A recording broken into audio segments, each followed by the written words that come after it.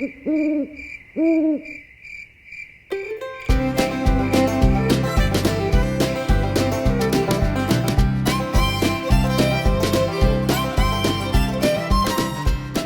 for joining me for another episode of Down Home with me, the Rambling Southern Gentleman. I've got a great show lined up for you today. Among the topics for the show today are Cracker Barrel, the Lost Sea, the Incline Railway in Chattanooga, the Country Group, Alabama, and the oldest tree in the state of Alabama. There'll be a few other surprises along the way too. So pour yourself a big glass of sweet tea, kick those shoes off and set a spell. Let those worries and cares from the past week slip away into the wild blue yonder, and relax. So friends, the featured food for this episode is boiled peanuts. Now in my opinion, if you've never had boiled peanuts, well, you just haven't lived. I grew up eating boiled peanuts, and I can't think of a better treat to eat while we talk today. If you don't know what they are, well, they're exactly what the name implies, boiled peanuts. You just take some raw peanuts in their shells and boil them. Of course, you'll need a little seasoning with them. Plain salt will go a long way. Some like to spice them up a little bit, which are known to some as Cajun boiled peanuts. I have a bit of a tender mouth though, so I'll just use salt. You can find boiled peanuts available along the highways and byways of the rural South, usually in gas stations and such. Nowadays, if they are found in gas stations, they usually are made available in big crock pots. You'll have to ladle them out into styrofoam cups or plastic bags, and the good gas stations always have the plain and Cajun varieties available. Now, growing up, there used to be a boiled peanut stand at the corner of Highway 77 and 278 in Attala. It seems as though, and my mind may be playing tricks on me, but it seems that they had 2 and maybe 3 varieties of boiled peanuts out front and large metal trash cans cooking over gas burners.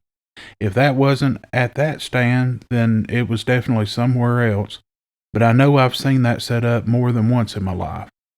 Unfortunately, in modern times such as these, those roadside boiled peanut stands are becoming harder and harder to find. I can remember getting bags full of the delicacy at the mountaintop flea market from the birch fields.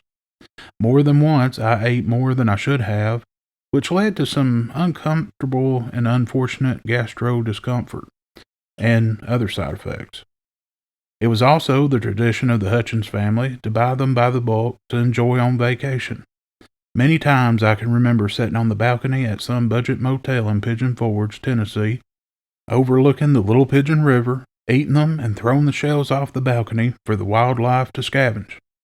I also remember one year when we crossed the Smokies from Gatlinburg over into Cherokee, North Carolina.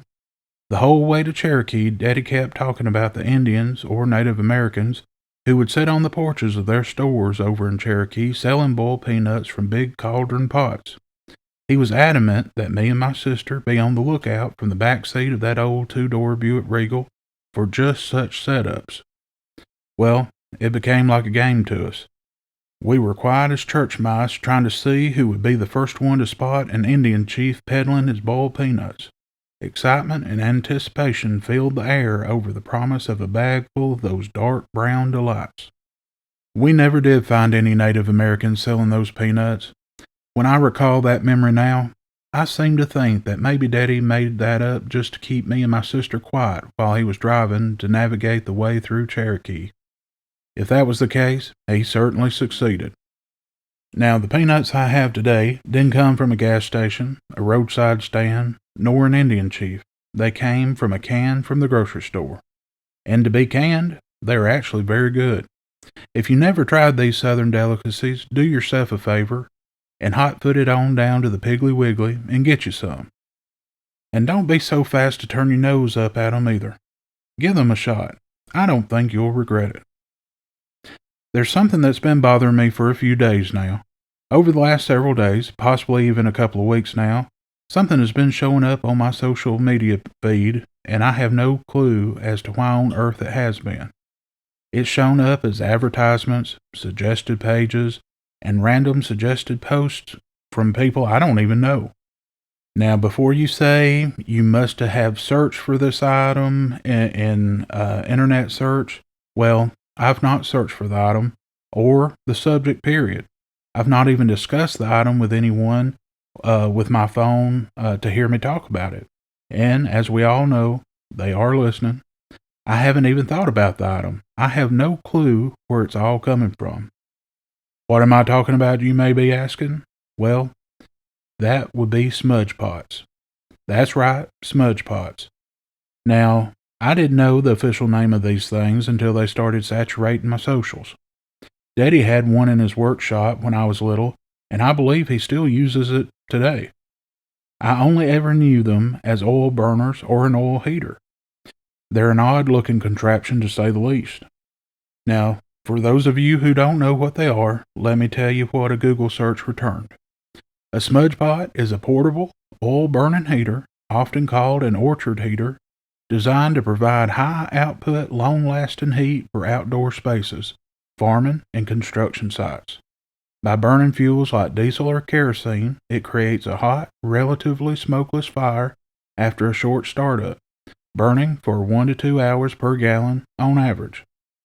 Now, as a small child, I was a little leery of them. To a little one, they looked like something out of an industrial nightmare where steampunk-like contraptions come to life. As an adult, I came across one in the wild while having brunch on a cool early spring day at an eatery when we sat out on the patio. Anyways, speaking of brunch, there's something we need to discuss. No, not brunch itself, but the names of meals. As a side note, I've always liked the word brunch and how it's breakfast and lunch spliced together. But anyway, that's not the point. What we need to talk about today is dinner and supper. A couple of times I've had this debate with different friends, and one time one of those friends got a little bit heated about the subject when I stated that where I'm from, it was not unusual, especially with the older generations, for the midday meal to be referred to as dinner, and the evening meal to be referred to as supper.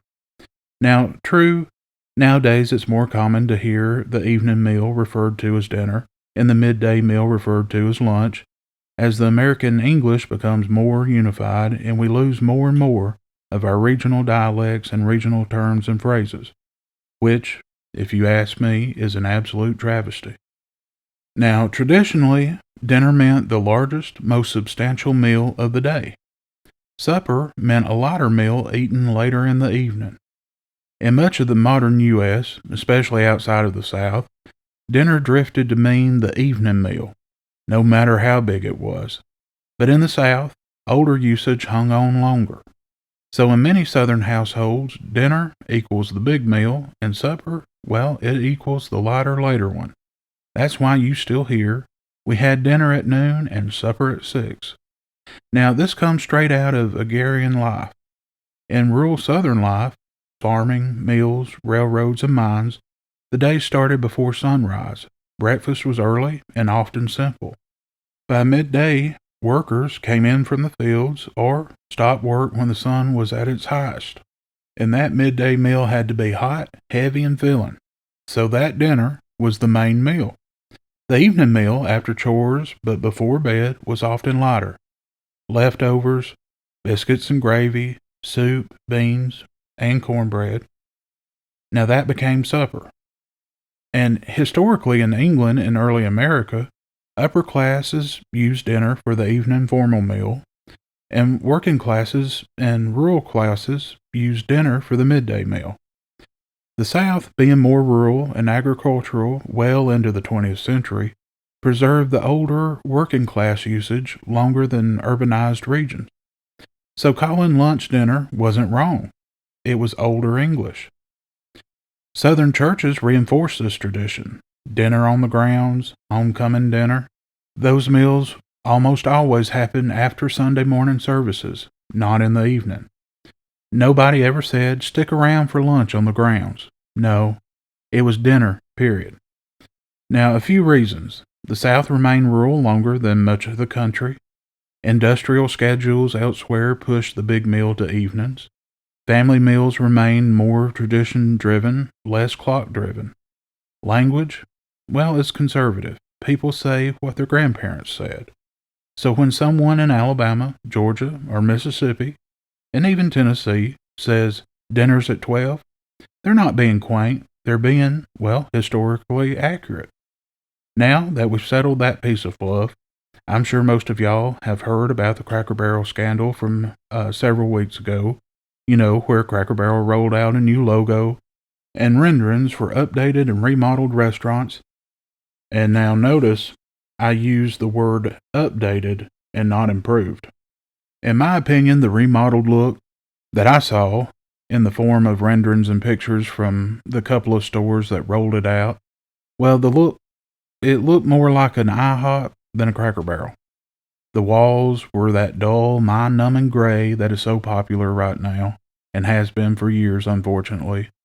If you ask me, it was like they hired the purveyor of the finest outhouse wallpaper to redecorate. I'm not a huge fan of change. I love the saying, if it isn't broken, then don't fix it. And I don't think the old look of Cracker Barrel was broken. And apparently, many others didn't either. I think that's what customers want. It feels familiar. Yes, the walls are a bit overcrowded, and some may call it junky, but it was comfortable, and it was familiar. It felt like your grandparents' home, old logos and antiques everywhere. It made you feel connected to the past. It was like stepping back in time. The dark wall colors and brown floors felt warm and welcoming. It took the edge off the hustle and bustle and made you feel warm inside. It was like a nice break from the ho-hum, dreary, modern color palette of gray. Gray and fluorescent lighting everywhere, monochrome, modern color schemes that accentuated anxiety and emptiness. The company said it was a way of freshening up the brand and modernizing. I think they forgot what the whole concept of Cracker Barrel was all about. That was exactly the opposite goal of how Cracker Barrel grew into the giant it is today, built on nostalgia and down-home food and atmosphere. Anyway, there was a big backlash. Some people thought the brand had gone woke or was intentionally disenfranchising its core customer base for whatever reason. I can see why the choice was made by the executives to do what they did. They had new top management. They do what top management for major corporations do. They hired consultant firms with people skilled in maximizing profits over feelings. I mean, that is what they're paid for anyways, right or wrong. And it's wrong in my opinion, but they didn't ask me. Now, I'm sure there were many fresh graduates of college involved in the consulting, and I'm sure most of them had never even been to a Cracker Barrel or set foot in the South for that matter. Just a guess, but I'd be willing to bet on that. I can understand why top management, who had not built their careers with a company, decided to hire the consultants and why they felt like they needed to hire them. Profits were stagnating. But I think they missed the real reason for lower sales and loss of customers. Simply put, the service and food quality had declined, and majorly so. At my local Cracker Barrel, this has been a problem for years and years. It started even before COVID, which really sucker punched the service industry in the stomach. So with the decline in service and food quality pre-COVID, it was exponentially worse after COVID. I swore off going to Cracker Barrel due to many, many bad experiences with my local store. Service was terrible for dine-in, and so was the food. But what was even worse was the takeout. I have never gotten a takeout order from my local Cracker Barrel that was on time or right. Ready an hour, well, it was always ready an hour after the designated pickup time. Missing items, wrong orders totally, and the food that I received, well, that was wrong and barely edible. This was a massive change from Cracker Barrel 15 or more years ago, where you could count on every meal being spot on, just as you ordered, tasty, and a huge heaping quantity of it. After the backlash, for once, the corporate management of a huge company listened, and they did something unheard of. They sincerely apologized, and something even more shocking, they reversed the terrible course they were heading down. This is their redemption, in my opinion, but they still have a lot of work to do. In my opinion, they must improve the quality of their service and food to not only the standard it was before it declined, but for exceeding it now to gain back their reputation. Now, Glenn Beck did an interview with the CEO and a top manager of Cracker Barrel a few weeks ago. Now, whatever your opinion of him is, I believe he does deserve credit for this interview. It was well done. He sat down with these two inside a Cracker Barrel and had a meal with them where they talked about the rebrand and refresh, their reversal of it, and what they have learned from that experience. Most of the time, when a CEO or any top manager of a huge company sits down for an interview, they tend to defend their mistakes, avoid accountability, and try to force their objectives onto everyone. They talk about clarity and all the business school and PR talking points. And, well, most of the time they clear the air about as well as an industrial fog machine set to the highest setting. This was different, though. The CEO and manager took ownership and accountability. They did try to explain the thought behind the changes, but apologized and admitted they missed the mark. They expressed their commitment to their customer base and assured the people that they had no ill intentions. What made it stand out even more was they were truly sincere, or it seemed that way anyway.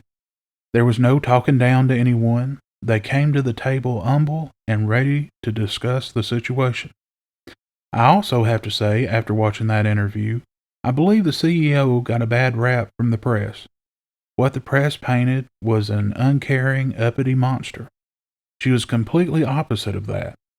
She was either sincere or the world's best actor. I want to believe she was sincere. She assured all of us that Uncle Herschel was here to stay and that they were never going to dethrone him from his rocking chair and the Cracker Barrel side table he played checkers on. With all that said, I have to wonder, could it all have been an ingenious marketing scheme to get people talking about Cracker Barrel and to get them into stores?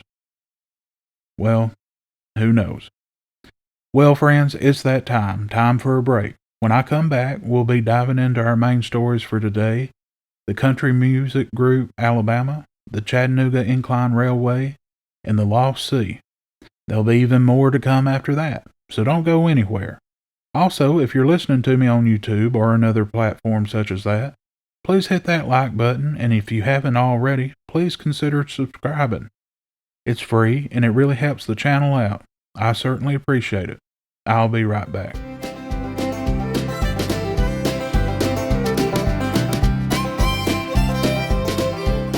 Welcome back. Now let's talk about the country music group Alabama. And if you grew up anywhere within earshot of a country radio between the late 1970s and the 1990s, chances are Alabama didn't just play in the background of your life, they soundtracked it.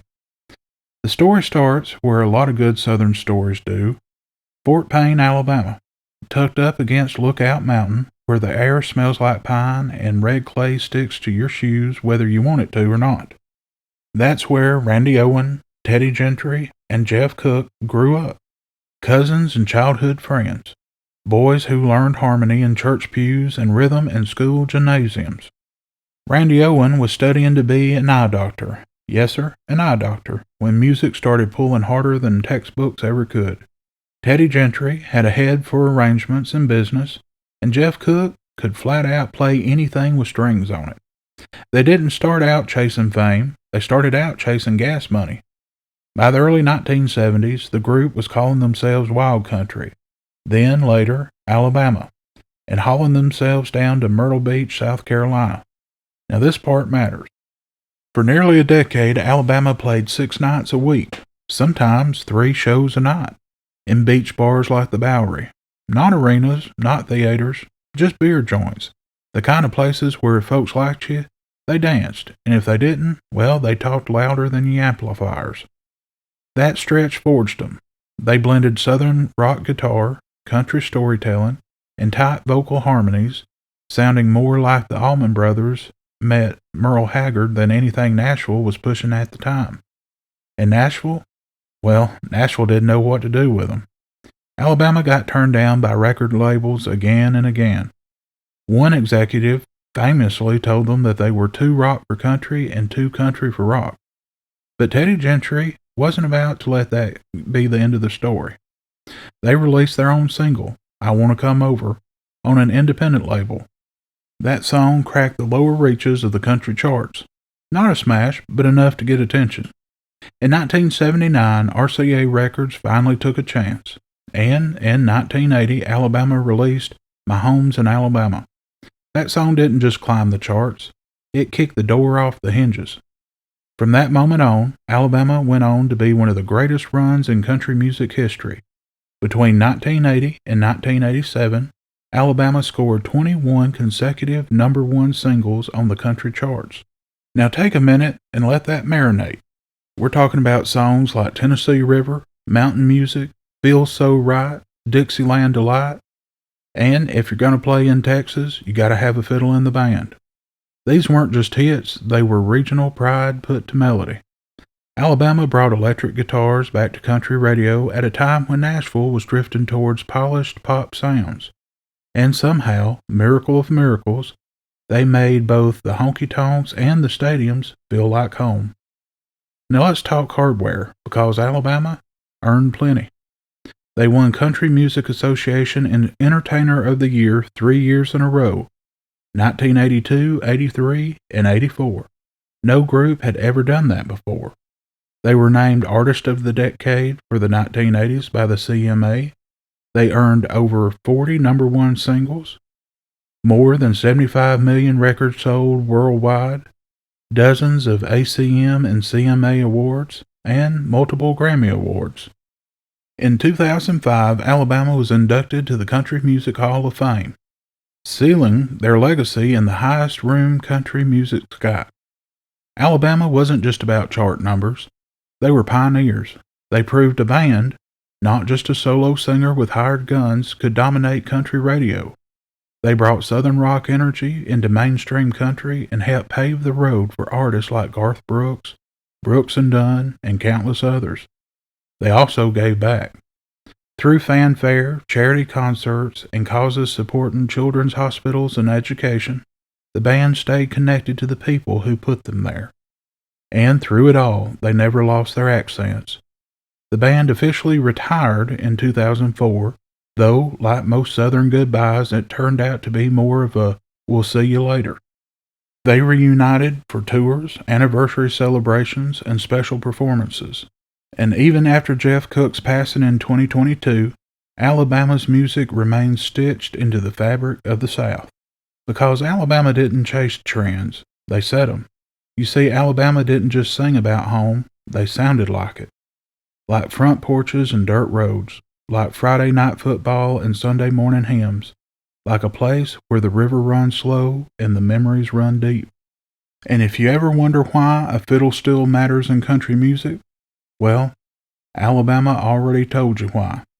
If you're going to play in Texas, you got to have a fiddle in the band. And if you're going to tell the story of country music, you got to talk about the group Alabama. Now let's head on up I-59, on up a little ways to Chattanooga. And if you've ever been in Chattanooga on a clear day, when the river looks like it's been polished and the ridge lines stack up like folded quilts, you've probably glanced up at Lookout Mountain and thought, well, that's a climb. Now you can drive it. You can hike it if you're feeling ambitious and your knees don't send you hate mail afterwards.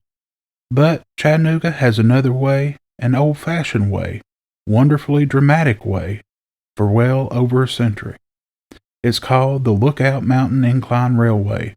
And friend, it is one of those places where history doesn't sit still in a museum display case. It rolls, rattles, and pulls itself up a mountain like it's late for supper. Today I'm going to tell you the story about the incline, the rivalries, the big ideas, the fires and rebuilds, the engineering grit, and the little human moments that make a landmark feel like family.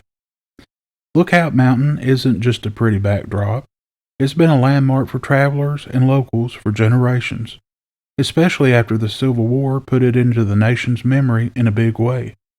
And by the late 1800s, when folks were building hotels and promoting mountain views like they were medicine, getting people up and down that steep face became serious business. So Chattanooga did what Chattanooga does. It got practical and a little creative. According to the Incline Railway's own historical account, the first incline up Lookout Mountain opened in 1887. running from the 38th Street area of St. Elmo up toward the mountain.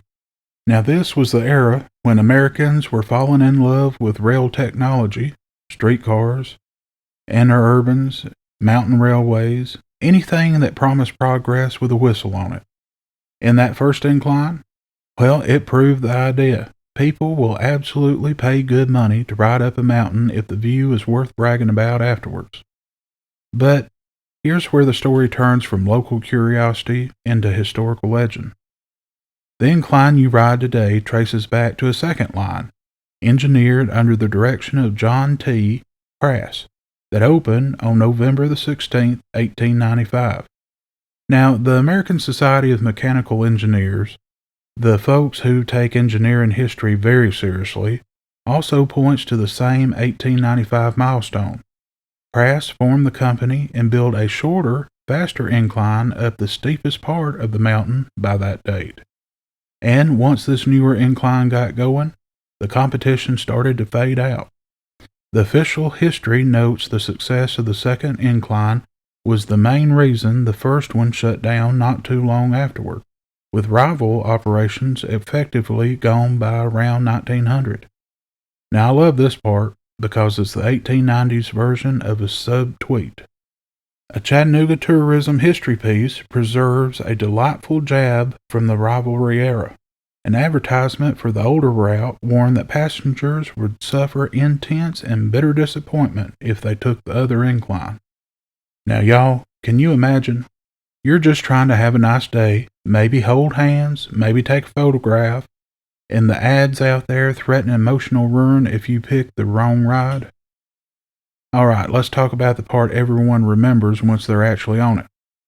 The incline is about a mile long, and at its steepest, it reaches a 72.7% grade, which is why people step off at the top looking like they just realized gravity has a personality. That 72.7% figure shows up both in the incline's own press materials and in the ASME's landmark documentation, which also lists technical details like length and maximum grade. And here's the magic trick of the funicular. Two counterbalanced cars, one goes up while the other one goes down, linked by cable, helping the system work efficiently even on the steep slope. The incline's own site describes it as roughly 1 mile, mostly single-track system with a passing loop in the middle. Now, if you're thinking, surely something that old must have had a few bad days. Oh yes. Historic summaries note periods when the incline service was disrupted by fires in its early decades, and that it kept coming back. And that pattern, setback, rebuild, reopen, stays stitched right into the story. Because even in modern times, the incline has faced challenges that would have ended a lesser landmark. One of the big recent chapters happened in March 2020 when a new pair of rail cars was installed. The incline's official history says the installation cost $4 million and included upgrades like more window space, wheelchair accessibility, heating, new lighting, and onboard security cameras. And if you want a verifiable nuts and bolts detail from the manufacturing side, Brookville Equipment Corporation specifically describes creating new incline cars for Chattanooga's incline, adapting vintage streetcar experience into a modernized incline car design. So yes, this is history, but it's not frozen in time. It's maintained. It's improved. It's still earning its keep. Then came a chapter nobody wanted. The incline's official site documents a major wildfire event on December the 7th, 2024, describing extraordinary natural events on Lookout Mountain that severely impacted the historic railway. Local reporting in Chattanooga also covered how the fire damaged the attraction and how officials expected a lengthy closure and repair process. And here's the part that fits the incline's personality. It didn't stay down long. A local TV report notes the incline was set to reopen on July the 14th, 2025 after months of repair. So if you're keeping score, that's a 19th century railway that survived rivalries, disasters, rebuilds, modernization, and still greets the next rider like, all right, you ready? Here's the thing, though. The incline wasn't built just so tourists could buy a postcard and say they did it. A lot of mountain railways were born out of real needs, getting residents up the mountain, connecting hotels, giving access to major sites. And Lookout Mountain story is packed with tourism, scenic draw, and the deep Civil War memory around places like Point Park. Even today, the incline is treated as both a ride and a heritage landmark. It's listed on the National Register of Historic Places. It was listed on April the 26th, 73, per Historic Registry summaries, and it received Historic Mechanical Engineering Landmark recognition through ASME. That's not just neat, that's formal recognition that the thing you're riding on is an honest-to-goodness piece of American engineering history. I think that's why the incline gets under people's skin, in the best way. Because you're not just riding up Lookout Mountain, you're riding a line that opened in 1895 on a system that climbs to a 72.7 grade on a piece of machinery that's been rebuilt, refreshed across generations, and it still makes people do that little half laugh at the top that says, "Whew, I lived." Now, I remember a family vacation from way back in the day where we visited the Incline Railway. I remember it very well. I was a bit of a weird child. I was overly cautious, and I played every possible scenario through my head in every situation. I was a History Channel watcher, which meant I grew up on old school History Channel documentaries about engineering disasters and, well, documentaries on disasters, period. I was also an observer, which meant I picked up on all the mishaps that did happen around me, and then I would analyze what brought them on. Anyways, I remember pulling up to the Incline Railway and seeing the tracks to the top. My palms were dripping with sweat from nerves. They started sweating from miles away before we ever pulled in the parking lot in that old family Buick. You could see those tracks from miles away. Miles away. So that meant miles of gut-wrenching dread. Well, we boarded the tram and took our seats. Of course, the tram is built with the incline in mind, so it's built on an incline. You face backwards while going up the mountain, and that way you face forward when going down. I spent the whole trip up and the whole trip down with my eyes closed, sweating clean through my clothes. Now, I don't remember much about the whole ordeal. They say people sometimes block out entire memories because they're traumatic, and I think that was the case here. I do remember when we got to the top, there seemed to be a candy counter area. For some reason, I remember there being a jukebox in that area as well. You know, typical tourist trap area of the 1990s. Candy counter, jukebox, a penny pressing machine, and a wall of camera film priced 3 times the normal retail price. Oh, and lest I forget, a display of overpriced generic stuffed animals with little t-shirts on printed with the attraction's name or the name of the city you were in that could be purchased for about half of your mortgage payment. Anyways, I just remember Aunt Margaret wanting a piece of divinity from that candy counter, but she wouldn't purchase one just for herself, so she asked me if I would eat a piece. I remember my 9-year-old self thinking while trying to dry my sweaty hands on my shirt, "Yes, Marge, get the whole tray. I need something to take the edge off. And I'm going to go over here to this jukebox and try to get something spun up to take my mind off the fact we're going to have to go down that mountain just the way we came up. Maybe they got something soothing in the library, but at this point I'd settle for the name game if that's all they got." But we did in fact survive the trip down. But that trip with its attraction that made me sick to my stomach brings me to our next main story for this episode. It too is a Tennessee attraction that our family visited. I was a little older when we hit the Lost Sea up on our way to the Smokies. Unlike the Incline Railway, this one did trigger my claustrophobia. Big time. When Daddy was telling us about it before we set sail on that trip, I remember thinking, why on earth would any sane and competent person want to venture down underground, under millions of tons of earth and rock, to a body of water in a cave? A flippin' cave. A body of water, I might add, that according to the literature to rope people into this adventure, mentions that no one knew where the body of water ended. Now, folks, I don't get into water if I can't see the bottom. That includes lakes, ponds, creeks, and even puddles. Anyway, I was always happy to go on a trip, so I just kept my mouth shut. We arrived and passed through the gift shop and entered the entrance to the cavern, which was what I remember being a big corrugated metal tunnel painted military mustard beige with the worst fluorescent lighting ever. I was queasy just going through that thing. Anyway, long story short, we walked down into the earth, guided by someone just a little too excited to be there telling us all about it. The history was interesting, but I was not having a good time, bro. We get down to the edge of this underground lake. The whole time I couldn't think of anything else except the whole thing collapsing on us. There was a dock with glass-bottom boats lined up waiting for our boarding. I immediately got sick to my stomach. There were lights under the water, and I just kept thinking of how many hundreds of feet down that water must have went. We got into the boat, and I held my breath the whole time, releasing and gulping fresh air when I didn't think it would rock the boat and sink us down to the surly bottom. The guide was telling us about the fish in the water, of which we could see through the glass bottoms. I just remember thinking, look, old friend, I couldn't give a flying Frenchman's fig about these fish. What's the emergency plan here? Does this sucker have an inflatable life raft? If so, can we just go ahead and pull the cord and have it on the ready? I also remember there being a deep shaft down in some rock next to the path down to this lake from Hades. The guide really played it up how deep it was, and of course, added something like no one knows how deep it really goes. I think the name of it was something like the Devil's Hole, or something. They had placed some red lights down in that hole, so it glowed red. She said many people had reported seeing the devil's face when they stared down that hole.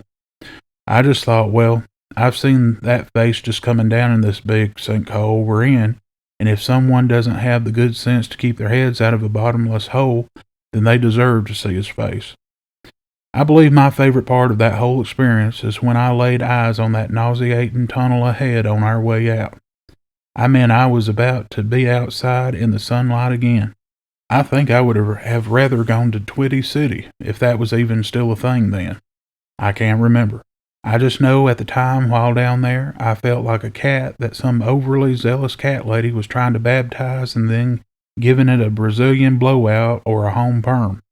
All jokes aside, I would probably have enjoyed it more as an adult now, and in all fairness, it really was an awe-inspiring thing to experience. If I wasn't claustrophobic, I would intentionally seek it out now. However, I just prefer to stay above ground. Well, y'all, it's that time again, time for a short break. Stay tuned, and when I come back, we'll talk about the Lost Sea, its history, and the story behind it, and more. I'll be right back.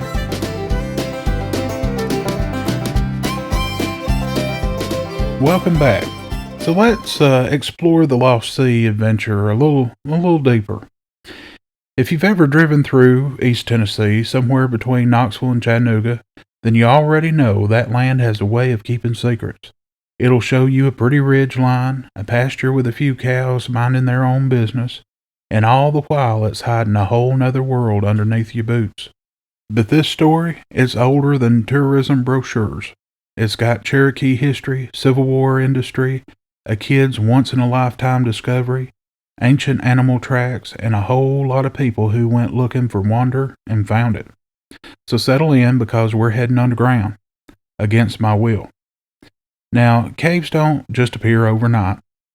Craighead Caverns is part of the classic Appalachian limestone country, where water spends thousands and thousands of years doing what water does best, seeping, dissolving, hollowing, and patiently carving rooms big enough to swallow your flashlight whole.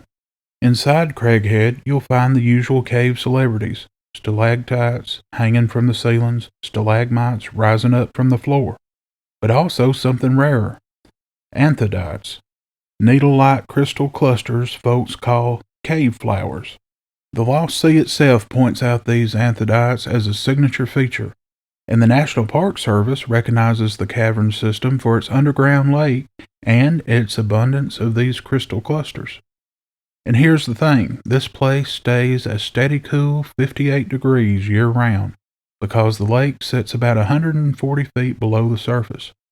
Summer heat can't bully its way down there, and winter cold can't sneak in either. And honestly, that's my favorite thing about this place. It's constantly cool. And if you know me, you know I prefer it to be at minimum 60 degrees year round, indoor and out. So from the jump, Craighead Caverns wasn't just a curiosity, it was useful. Long before anyone sold tickets or built walkways, the caverns were already known. The Lost Sea's own history notes Cherokee use of the cave, and that deep inside, about a mile from the entrance, there's a chamber now called the Council Room, where artifacts like pottery, arrowheads, weapons, and jewelry have been found. That's not rumor, that's the kind of evidence that tells you people gathered here, met here, and used this underground space in meaningful ways. Then, around the early 1800s into the 1820s, as more settlers moved into the Tennessee Valley, the cave became something else again, a natural root cellar. The temperature that makes tourists happy today made food storage mighty practical back then. And if you've ever been around old timers, you know the first question about any cave is, can you use it for something? And oh yes, they could. Now during the Civil War, caves across the region were mined for saltpeter, also called niter, a key ingredient in gunpowder. Craighead Caverns was one of those working caves. And we've got a very specific, verifiable detail from Tennessee's own tourism and history materials.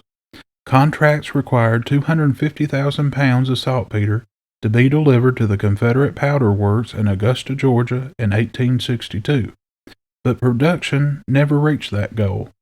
And by the fall of 1863, as federal troops approached, the works were shut down. That's not a ghost story. That's industry, desperate wartime industry, happening in the dark, under a Tennessee mountain. And it left traces. The Lost Seas history page even mentions Civil War era graffiti, with an 1863 date in the cave that's been tested and considered authentic. So, by the time we get to the attraction era, this place already had layers: indigenous history, settler practicality, and wartime extraction. Then came the moment everybody remembers. In 1905, a 13-year-old boy named Ben Sands did what boys have always done. He went where he probably shouldn't have gone. According to the Lost Seas history, people had rumored for years that there was a big underground lake deep in the cave, but nobody had truly found it, until Ben. He squeezed through a small, muddy opening about 300 feet underground and emerged into a massive room that, get this, was half filled with water. And the room was so large his light disappeared into darkness before it could find the far wall or ceiling. The story goes that Ben threw little balls of mud into the darkness and listened. Splash, splash, splash. That's how he knew he wasn't just in a big room. He was standing at the edge of something enormous. And years later, that squeeze became part of the public story too. In a CBS News segment about the Lost Sea, a guide describes Ben crawling through a tunnel about the size of a bicycle tire before dropping down towards the lake. Now, if that mental image doesn't make you tuck your elbows in and reconsider your hobbies, I don't know what will. So what is the Lost Sea? Well, the Lost Sea's published facts describe the visible portion, about 800 feet long by 220 feet wide, with a surface area of around 4.5 acres. But that's what's visible. Divers have mapped more than 13 acres of water in submerged rooms beyond what tourists can see, and they still haven't found the end. And one of the best you can't make this up details comes straight from the attraction's own account. A diver once took a sonar device into those water-filled rooms, hugged the wall so he could find his way back, and every direction he checked came back as basically the same message: more water. You see, that's the thing about the Lost Sea. It's not just pretty. It's unfinished, still mysterious in a way that modern life rarely allows. And that's what scared me the most during my trip down to that body of water and having to get out on that boat. The fact that the water just seems endless, no known end or beginning. Also, for the record, the Lost Sea is listed by Guinness as America's largest underground lake. So yes, Tennessee really does have a sea. It's just hiding. Now here's where the story reaches back far past Ben Sands. The Lost Sea's history tells us something found deep in the cave. Tracks from a prehistoric jaguar, estimated around 20,000 years ago, an animal that likely wandered into darkness and couldn't find its way out. Then, in 1939, explorers found bones connected to that ancient visitor, and the Lost Sea notes that some of those bones ended up displayed at the American Museum of Natural History in New York. And the scientific paper trail on this is real. George Gaylord Simpson published a work titled Discovery of Jaguar Bones and Footprints in a Cave in Tennessee in 1941 through the American Museum's Novelty Series. So, when you walk those cave paths today, you're not just retracing tourist steps, you're standing in a place where an Ice Age predator once panicked in the dark. Which, if you ask me, makes Ben Sands look even braver, or at least more stubborn. Or, I might say he's crazy. But anyway, by the mid-20th century, Craighead Caverns had seen a little bit of everything. A local TV report from WVLT quotes a guide describing the cave's many chapters, used in the 1820s by settlers, mined in the Civil War, used for moonshine and even as a bar space in earlier decades, and later functioning as a fallout shelter type site in the 1950s before opening up as a Lost Sea attraction in the 1960s. And one key date matters for modern visitors, 1965.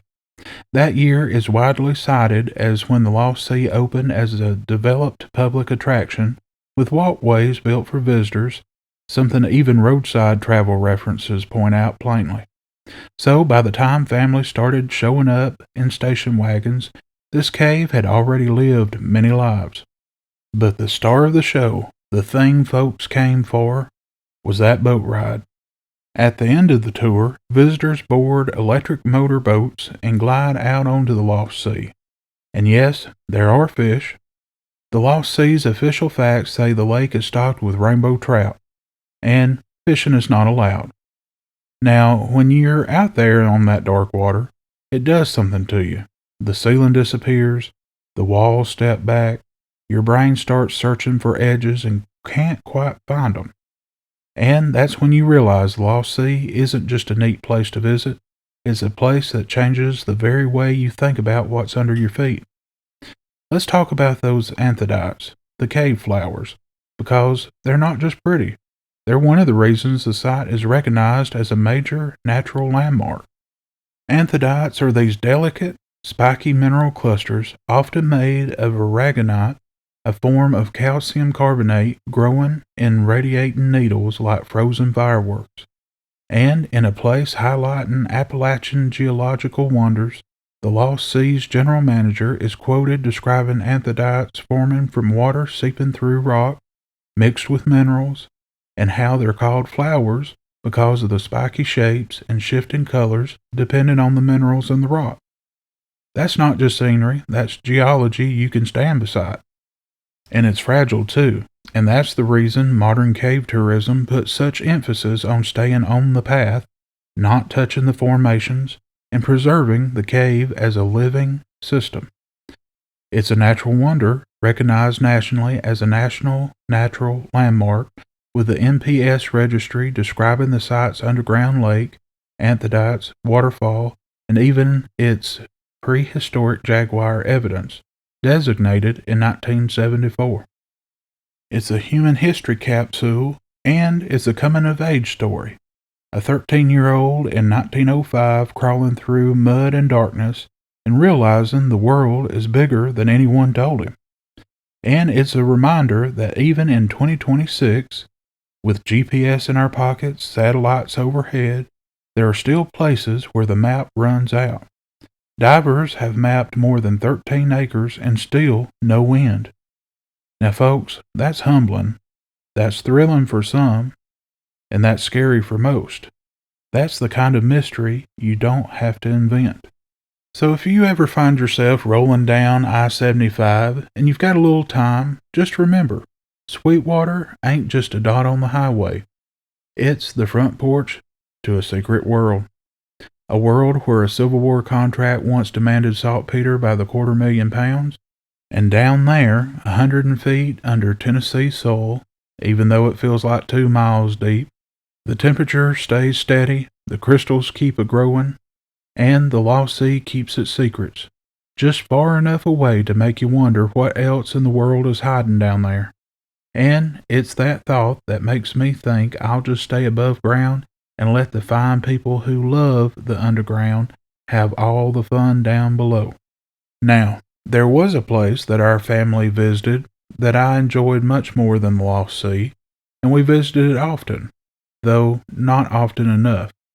For us, it was considered a treat, and many of our family's special occasions were spent there. That place was Catfish Cabin in Albertville, Alabama. I recently came across a picture of the old sign that stood outside that grand place, and it brought back so many good memories. I made a Facebook post about it, and I was delighted to see many people commenting about their memories of the place and how much they enjoyed it. We all shared the same sentiment, though.